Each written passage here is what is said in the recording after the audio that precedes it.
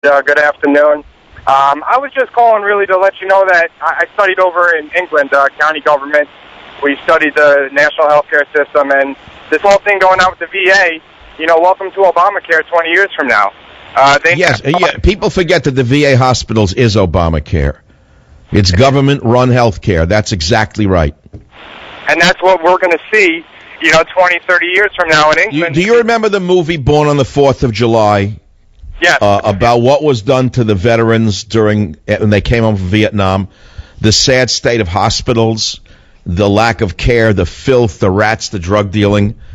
That's what is coming to America, not solely to the VA hospitals, as you are saying, but to the hospital system in general. We are going to have a third world medical system brought about by America's president, who had a vendetta against free enterprise in the healthcare world.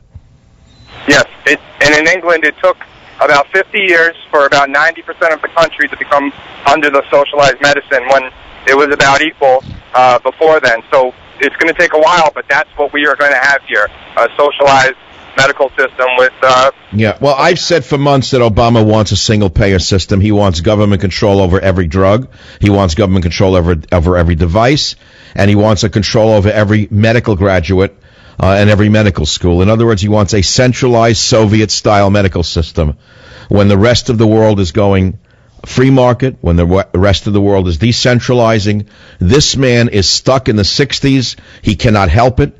He was formed in the 60s. He was brainwashed by his parents. He was brainwashed by his peers. Look, I'm going to get worked up and the dog is still sleeping. I don't want to scare my dog.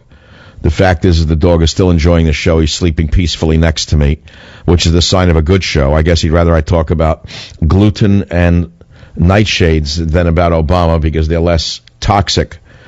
WVLK. Linda, welcome to the program. Give us your opinion. Go ahead, please.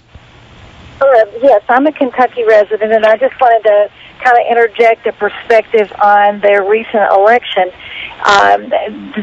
Bevin was not considered necessarily an acceptable candidate for. Well, he ran against the Republican McConnell. Is that correct? I would consider myself a constitutional conservative, and probably more tightly tied to Tea Party than anybody. But I voted for McConnell because I did not like Bevin, and McConnell has two things that he's helped. He's for coal, which is a huge Kentucky economic issue, as well as a national issue, and not because I'm for Republicans, but I am against the Democratic Party and where they're taking us with regard to... Absolutely. As I said before, the most moderate Republican is to be voted for over any Democrat, because every Democrat is a socialist or a communist. There's almost not a single Democrat who does not espouse either class warfare or race warfare in their rhetoric. And I stick by those words. In fact, I just proved it in the last segment. Steve Israel hired a focus group who said focus on the Hispanics and the blacks and tell them that the Republicans care only about the rich. If that's not class warfare,